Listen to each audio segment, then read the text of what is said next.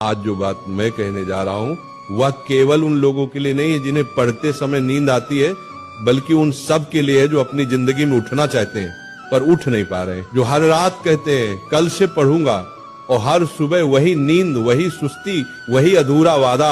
जागना सिर्फ आंखों से नहीं आत्मा से जरूरी है।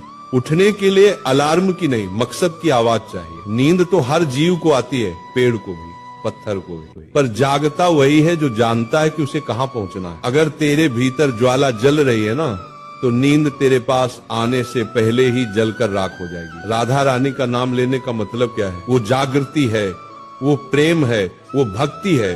और जो सच्चा प्रेम करता है वो कभी आलसी नहीं होता।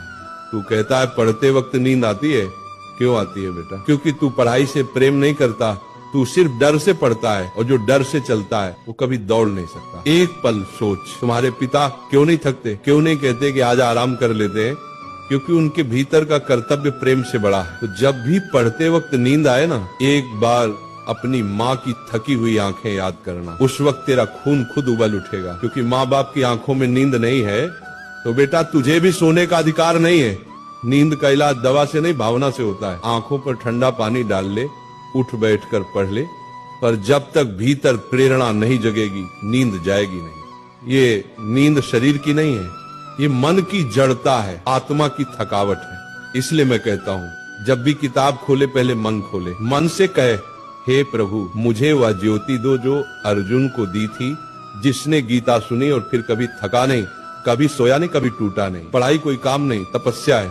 जैसे तस्य मुनि तप करते थे ना, वो जंगल में पत्थरों पर वर्षों तक बैठे रहते थे, वैसे ही विद्यार्थी का तप है। किताबों के बीच बैठना, रातों को जगना, आंखों से आंसू गिरना, फिर भी पन्ने पलटते रहना। क्योंकि जिसने तप किया वही तेज हुआ। तेजस्वी वही बनता है जो नींद को हराता है।